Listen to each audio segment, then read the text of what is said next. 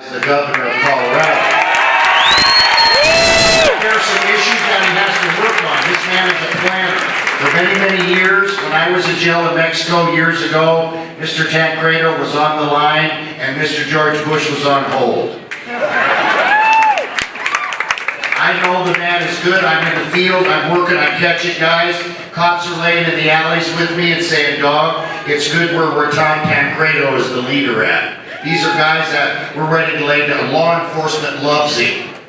Right? I don't think Tom Tancredo, even though he is the man, is going to do some of the things that other men at our age do when they get into office.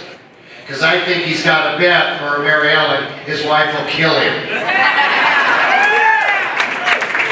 I know I believe in this man very much. I have never got behind any candidate in my life. From 8 years on television, many have asked, even in Hawaii at home. I am getting behind Tancredo.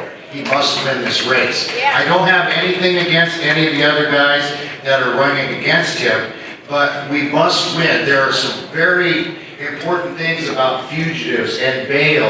You know, I brought a guy into jail the other day. The bond was $50,000. PR bond means personal reconnaissance. They let him go for free. As a matter of fact, watch A&E, he held the door for me as I went out. Free bond, free lawyer, free probation, and suspend the fine. Not with Tom Tancredo. There are rehabs. You keep doing drugs, there's rehabs for you. Either that or you're going to pay a $10,000 fine every time we catch you with illegal drugs. Not 10 years in the pen. Tom Tancredo has a plan to make money on crime as crime makes money on us. Why are the court systems bankrupt? The men and the women in there can't even have the air conditioner on. You know, John Doe just paid a $10,000 fine. What's going on here? You know, what is going on here? The mountains look real nice. Some of the paths are paved because the lottery ticket. That's fine. Let's get education now back. I'm telling you, I have 12 children, 5 are still in school. Tom Tancredo told me the other day, he said, "Dog, are they all going to college?" I said, "You know what, back when I was young, it was good to get through high school."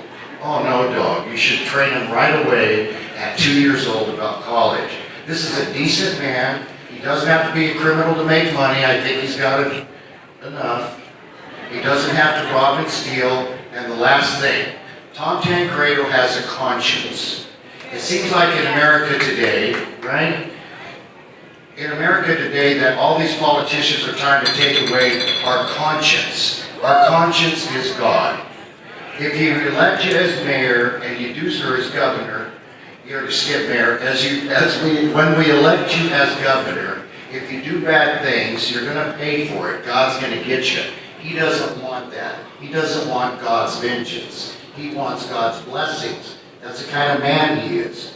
Those kind of men you can go hunting with, you can go out to the games with, and you don't have to worry about paparazzi catching you with you know who. So, and now let me introduce, a lot of people ask me, "Dog, do you carry a gun?" I said, "Yes, everywhere I go," and her name is Beth. Just call me Double Barrel.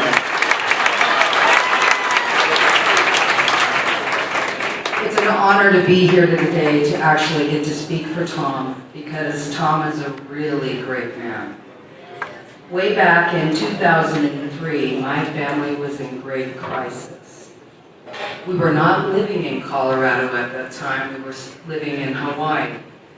But we were still Colorado taxpayers. We were still Colorado homeowners. The first call that I got from anybody in Colorado was from Tom Tancredo. "What can I do to help you? What can I do?" he said. "Do you need money? Do you need groceries?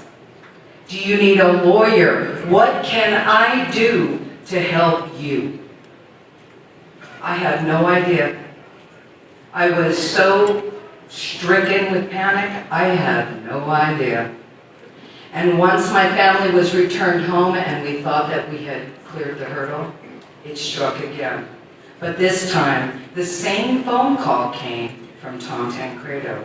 And this time he said, we as American citizens for the people and by the people will never allow your husband to be extradited to a foreign country for capturing a rapist.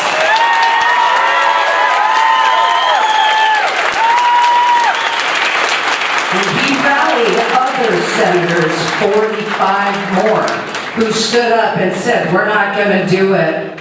We're not going to give back a United States citizen, a Colorado native, back to Mexico to face an uncertain death. Not going to do it. And they didn't. And what he did for us in Congress is what he will do for every Colorado citizen here. He will help you, he will stand up for you, and he will heed the call when you call him. There are some really great candidates in this state running. There really are. Maybe one. The other one not so good. One candidate running that is, really a decent man. But right now, in this economic time of crisis that we are going through, we need the man with the backbone. We need the guy that's going to stand up and say, not here. Take that shit down the road, Brad.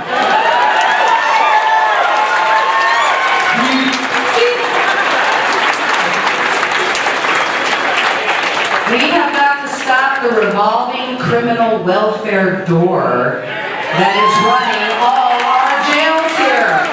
What's going on? These police and sheriff and marshals and bounty hunters are risking their lives to track these people down so that they don't rob you, steal from you, steal your identity, steal your car stereo. Stop it. We built the jails for a reason. Put them in it. These people are not in jail because they are poor. They are in jail because they broke the law. It is time for Colorado citizens to stand up and rally behind Tom Tancredo, your next governor.